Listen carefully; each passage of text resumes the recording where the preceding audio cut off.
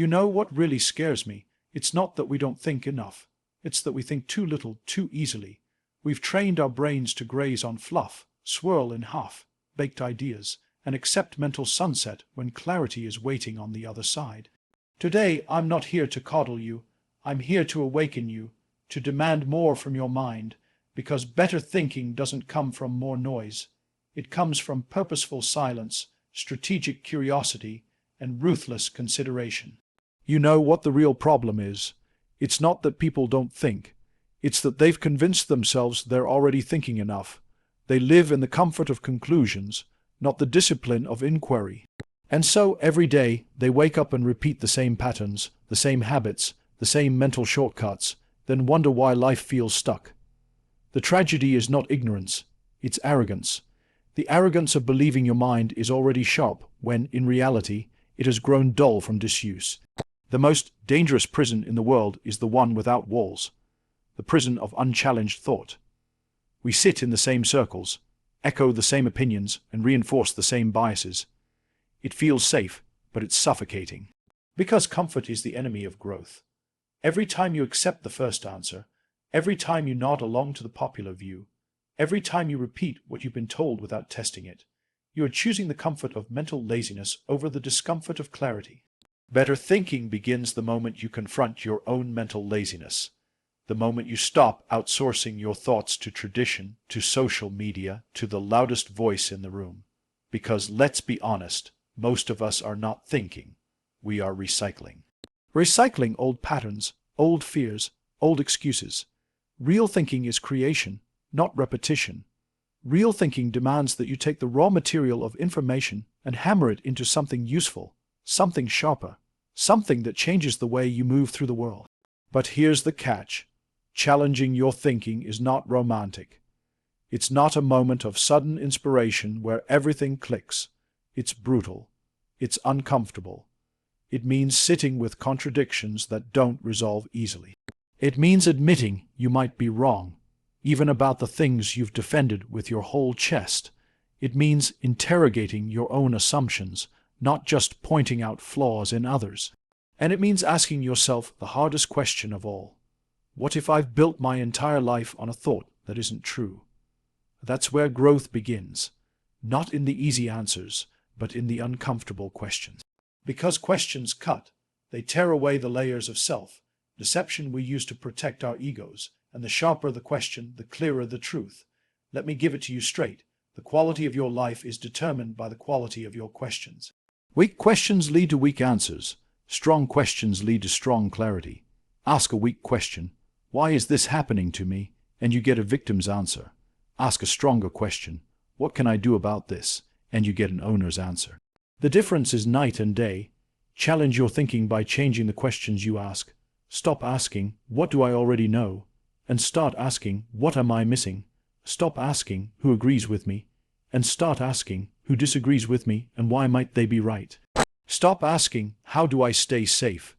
And start asking, what am I willing to risk to grow? These are not comfortable questions. They don't stroke your ego. They punch holes in it. But they lead you to clarity, and clarity is priceless. The people who think better, who achieve more, who lead with conviction, are not the ones who found the most answers. They are the ones who dared to live inside the questions long enough to forge clarity. They didn't just challenge the world, they challenged themselves first. They doubted their own certainties, tested their own beliefs, and sharpened their own minds until they became weapons. So here's the uncomfortable truth. If your thinking has not been challenged lately, it's not thinking, it's coasting. If your beliefs have not been tested, they're not strong, they're fragile. And if your ideas have never been attacked, they are not valuable, they are unproven. The battlefield of better thinking is not out there in the world, it's in here, in your mind, in the quiet moments when you're alone with your doubts. That is where greatness is forged. That is where leaders are made. That is where you stop living on borrowed ideas and start creating your own. But you have to be willing to do the hard work, to sit with the discomfort, to look at the mirror and say, maybe the problem isn't the world, maybe the problem is me. And once you do that, once you embrace the discomfort of questioning yourself, something incredible happens, clarity. Not the shallow clarity of cliches, but the deep clarity that reorients your life. The kind of clarity that makes decisions easier, actions sharper, and results inevitable. So stop running from the questions. Stop hiding behind easy answers. Stop protecting fragile beliefs that don't serve you. Challenge your thinking. Challenge it until it resists. Challenge it until it hurts. Challenge it until the old ideas shatter and new clarity emerges. Because in that battle, in that discomfort, in that relentless pursuit of better thinking, you don't just sharpen your mind. You sharpen your life. Curiosity is not about wandering around collecting random pieces of information like a child picking up shiny stones.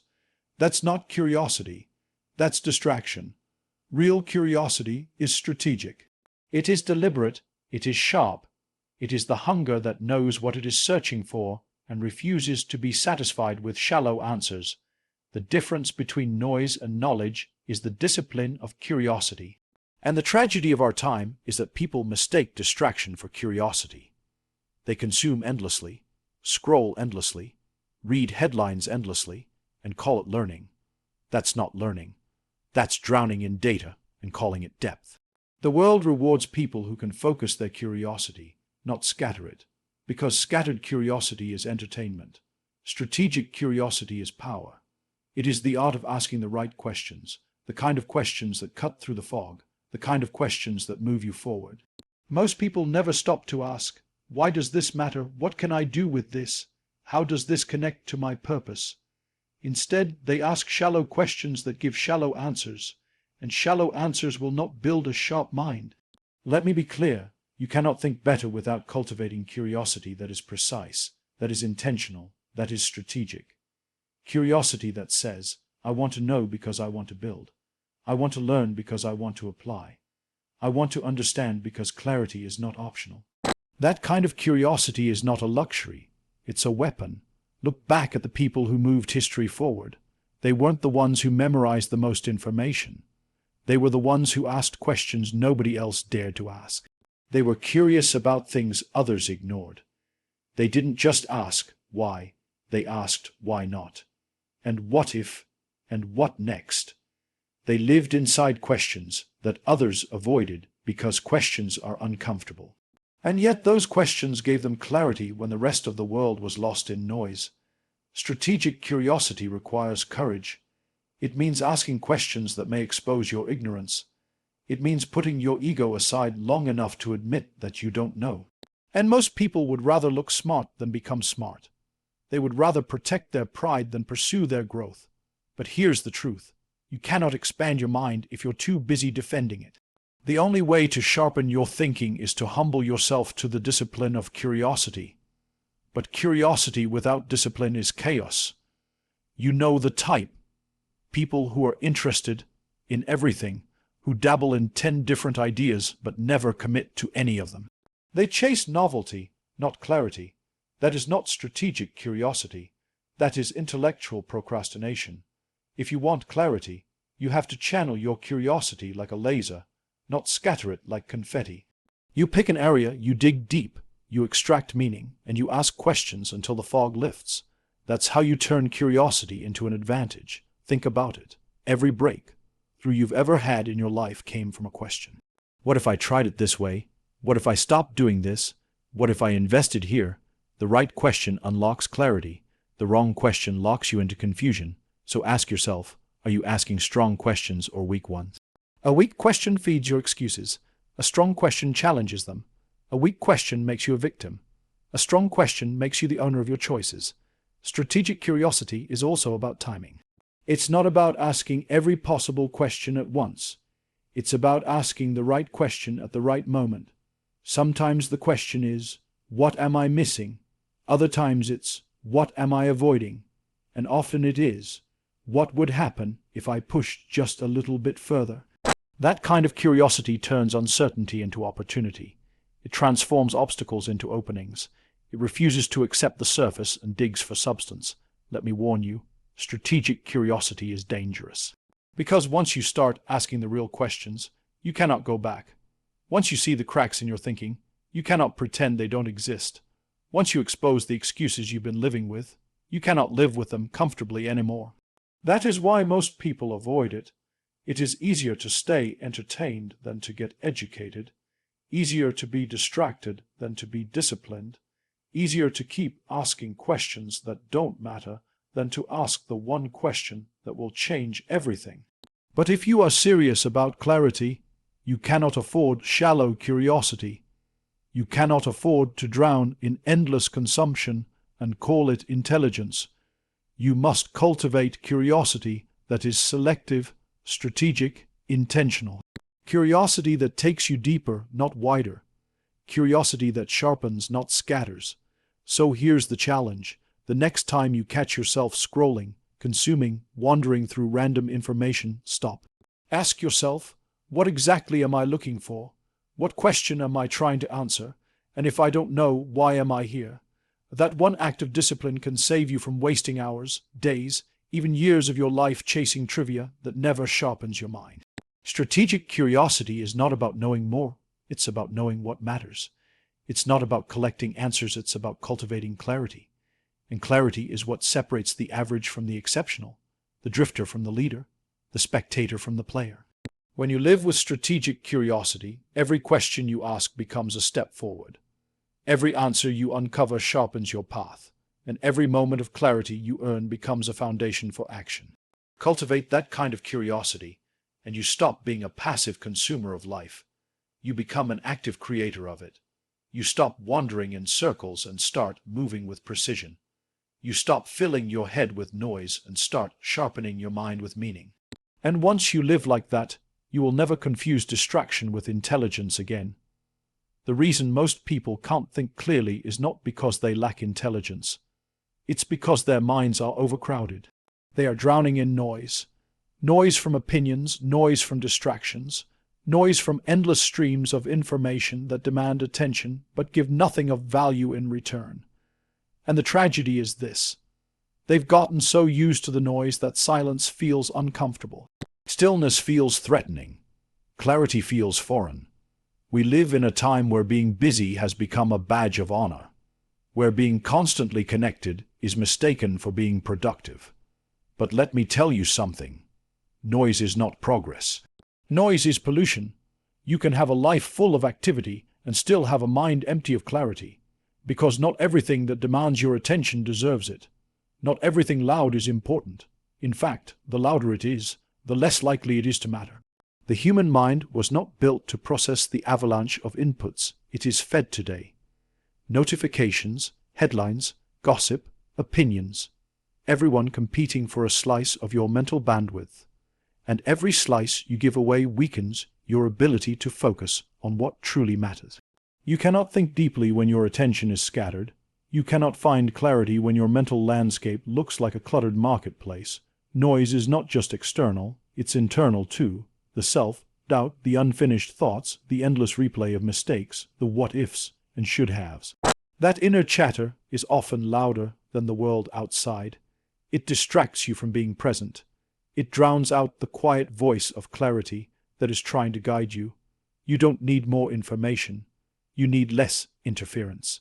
Dismantling mental noise is not optional. It is essential, because you cannot build anything meaningful on a foundation of clutter.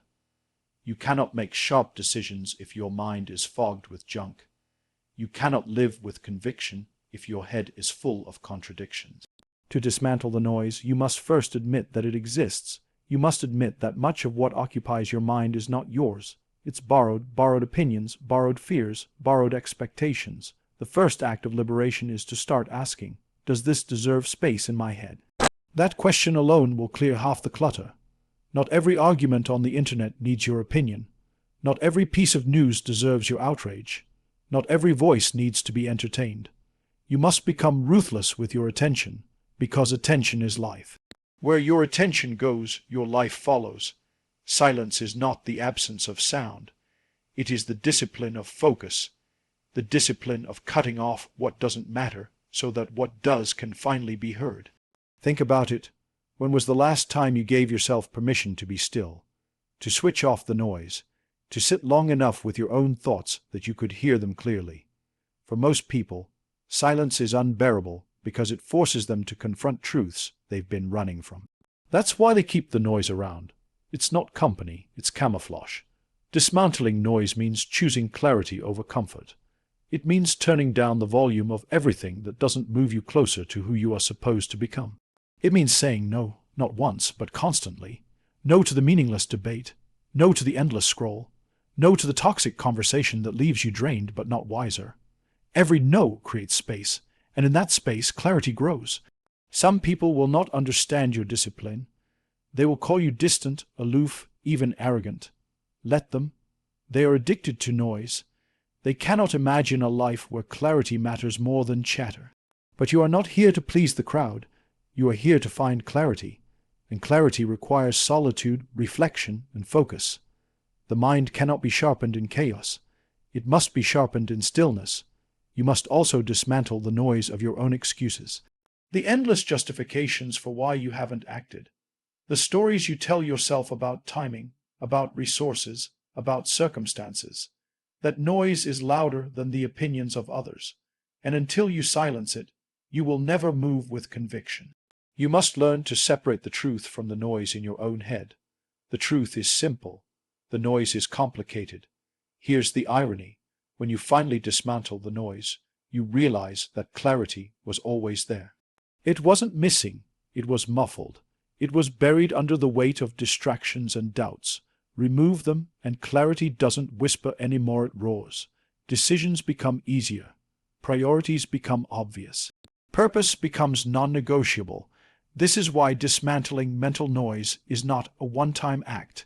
It is a discipline, a daily pruning of what doesn't serve you, a daily commitment to silence the meaningless so that the meaningful can speak. It is the mental hygiene of clarity. Just as you clean your body every day, you must clean your mind. Otherwise, the clutter builds, the noise grows, and your clarity suffocates. So here's the challenge. Audit your noise. Audit your digital noise. Audit your social noise. Audit your internal noise. Strip away what doesn't serve you. Give your mind the gift of stillness. Protect your clarity like your life depends on it, because it does. When you dismantle the noise, you reclaim your mind. When you reclaim your mind, you reclaim your decisions. And when you reclaim your decisions, you reclaim your life. Noise will always be there, competing for your attention. But clarity is a choice, and the people who choose clarity, who guard it, who protect it, who fight for it, are the ones who rise above the chaos and lead. Strength is not built by accident. Nobody wakes up one morning suddenly able to lift heavy weights. Muscles don't grow from good intentions. They grow from discipline, from resistance, from repetition. And your mind is no different. Mental muscle doesn't appear just because you consume information. It is forged in the daily grind of reflection. It is earned through the discipline of stepping back, asking hard questions, and processing your experiences until they yield wisdom. Without reflection, you are just moving, fast, busy, reactive, but not necessarily growing. Too many people confuse activity with progress. They believe that because they are constantly doing, they are automatically improving. But motion without reflection is chaos. You can run at full speed in the wrong direction. You can work tirelessly and still end up empty-handed. Reflection is the pause that makes the motion meaningful. It is the difference between repeating mistakes and learning from them. Without reflection, life teaches you nothing. Think about it. Every single day, life is handing you lessons. Every conversation, every failure, every decision contains raw material for growth. But here's the question. Are you capturing those lessons, or are they slipping through your fingers? Reflection is the discipline of capturing. It is where you extract the meaning, where you sharpen the insight, where you connect the dots. Without that, experiences come and go, leaving you unchanged. Reflection is not passive. It is not sitting around daydreaming or replaying the past with nostalgia. Reflection is active. It is interrogation. It is asking, what worked? What failed? Why did it fail? What do I need to do differently next time? It is not about reliving the past. It is about reframing it. Reflection turns moments into teachers. It transforms pain into perspective. It converts mistakes into momentum. But only if you are honest, only if you are willing to face yourself without excuses, and that is where most people stumble, because reflection demands courage. It demands that you sit with your failures long enough to extract the lessons instead of burying them under denial. It demands that you face your own patterns, the good, the bad, and the destructive. It demands that you stop lying to yourself. That's why so few people do it. They don't want the truth. They want comfort. They would rather keep running than stop and confront themselves. But if you want to build mental muscle, you cannot afford comfort. Just like physical training, reflection is uncomfortable. It burns. It exposes your weaknesses. It humbles you, but that is how you grow. Every honest reflection session is like a workout for your mind. It stretches you, it strengthens you, it pushes you past the limits of denial. And over time, just like a bodybuilder develops strength through resistance, you develop wisdom through reflection. The most successful people are not those who never fail. They are those who reflect so deeply on their failures that each one becomes a stepping stone. They use reflection to turn setbacks into strategy. They use it to refine their actions, sharpen their focus, and strengthen their resolve. Reflection is their competitive advantage, because while others are busy repeating the same mistakes, they are busy converting mistakes into mastery. But reflection must be structured. You cannot leave it to chance. You cannot rely on whenever I feel like it. Feelings are unreliable. Discipline is not. Set rituals. At the end of each day, ask yourself, what did I do well? What did I do poorly? What did I learn? At the end of each week, ask, what patterns do I see emerging? What adjustments must I make? This is how you build reflection into your life, not as an afterthought, but as a ritual. You don't need hours. You need consistency. 5 minutes of deep, honest reflection daily is more powerful than 5 hours once a year, because reflection is cumulative. Each session builds on the last. Each insight stacks with the others. Over time, your mental muscle grows stronger, sharper, more resilient, and with that strength comes clarity. Reflection also requires honesty about your wins. Some people only use reflection to beat themselves up. They replay mistakes but never celebrate growth. That's just as dangerous. Reflection is not about punishment. It's about balance. Recognize your failures, yes, but also honor your victories. Acknowledge the progress you've made. Let that fuel your confidence to keep going. Reflection is both accountability and encouragement. It is the mirror that shows you not just where you fell short, but also how far you've come. If you neglect reflection, life will feel like a blur. Days will pass, years will pass, and you'll look back wondering where the time went, wondering why you didn't grow, wondering why the same problems kept repeating. But if you commit to reflection, every day becomes a brick laid with intention. Every failure becomes fertilizer for growth. Every success becomes a foundation for the next. Reflection ensures nothing is wasted. So here's the truth. You cannot outsource reflection. Nobody can do it for you. You can have mentors, coaches, books, and resources, but at the end of the day, you must sit with yourself. You must face the questions. You must do the work. That is how mental muscle is built, in solitude, in honesty, in discipline. The strongest minds are not the ones filled with the most information. They are the ones trained by reflection. They are strong because they have wrestled with themselves again and again until clarity emerged. They are disciplined because they have turned reflection into habit, not hobby. They are leaders because they carry the weight of their lessons as wisdom, not baggage, and that can be you. If you choose reflection not as an occasional exercise, but as a daily discipline, you will stop living on autopilot. You will stop repeating the same mistakes. You will build a mind strong enough to cut through the noise, sharp enough to seize opportunities, resilient enough to withstand pressure. Reflection is not optional. It is survival, and if you embrace it fully, it becomes more than survival. It becomes strength. It becomes wisdom. It becomes your edge. There comes a point in your life when you must decide who owns your mind. And make no mistake, if you don't own it, someone else will. Every day, the world is bidding for your attention. Corporations, politicians, media, social platforms. They all want a piece of your thinking. They feed you what to watch, what to believe, what to fear, what to desire.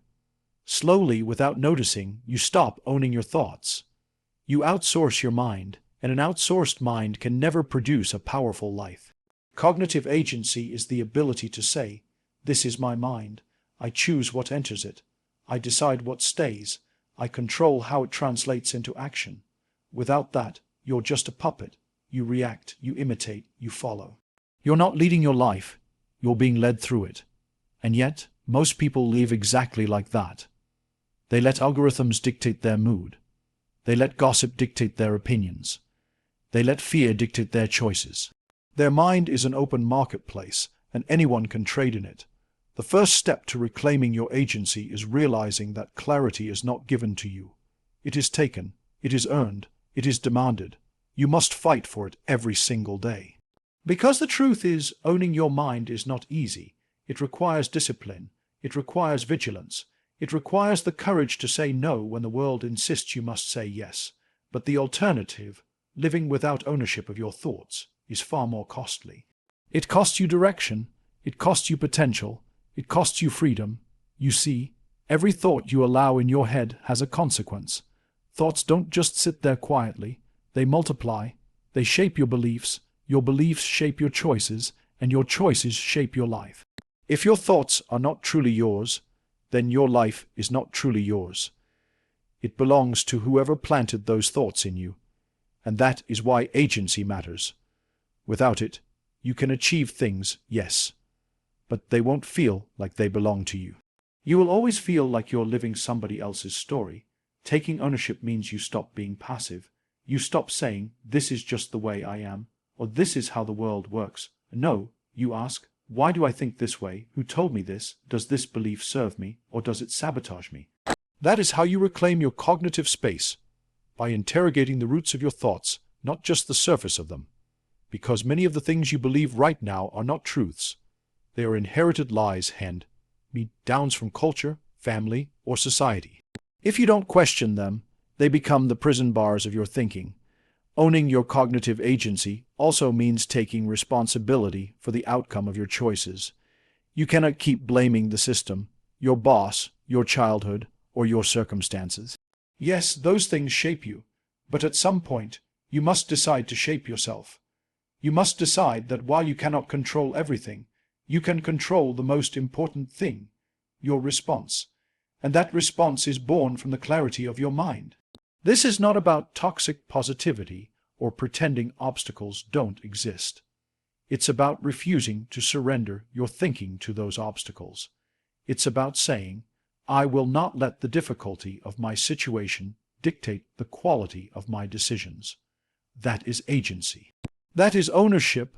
That is what separates people who stay stuck from those who rise above. But agency must be practiced. It doesn't just happen once and stay forever. Every day you are challenged. Every day something tries to hijack your focus. Every day something tries to seduce you into conformity, fear, or distraction. Owning your cognitive agency is a daily fight. You win it through rituals that sharpen your clarity, through boundaries that protect your attention, through questions that keep you honest, through reflection that keeps you grounded. Without these disciplines, you will slip back into passivity. Here's the hard truth. Most people don't want agency. They don't want ownership, because ownership means accountability. It means they can no longer blame anyone else, and blame is comforting. It feels good to say, "It's not my fault," but it robs you of your power. When you surrender responsibility, you surrender possibility. The moment you say, "This is mine, this is my choice, this is my consequence," that's the moment you step into power. So if you want to own your mind, you must build the discipline of intentional thinking. Choose what you consume. Audit your inputs. Not everything deserves to enter your mental space.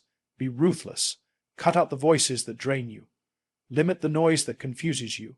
Feed your mind with what strengthens it, challenges it, expands it. Because just like your body is shaped by what you eat, your mind is shaped by what you consume. Garbage in, garbage out. Clarity in, clarity out. And don't just stop at consumption. Own the translation. Don't just parrot what you've heard. Process it, question it, apply it, make it yours. Information without ownership is just borrowed knowledge. It looks impressive, but it doesn't change you. Owned knowledge becomes wisdom, and wisdom in action becomes results. The ultimate freedom in life is the freedom of thought.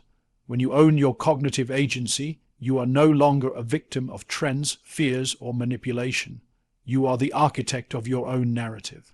You decide your beliefs, you design your decisions, you direct your destiny. That is real power. Not money, not status, not titles. Power is the sovereignty of your own mind. So ask yourself, who owns your thoughts right now? Who benefits from the way you think? And if the answer is not you, then it's time to take them back. Not tomorrow, not next year, now. Because if you don't own your mind, someone else will gladly rent it out for their purpose. And they won't even thank you for it. Take ownership, guard it, protect it, live by it. Because when you own your cognitive agency, you own more than your mind, you own your life. So here's my challenge. For 1 week, wage war on mental mediocrity. Ask sharper questions, declutter your head, build rituals that demand clarity, and when you falter, because you will, don't rationalize, recommit. Think better. Clarity is not some distant plateau. It's the battlefield where winners are made. Own the fight, sharpen your mind, and emerge not just smarter, but unstoppable.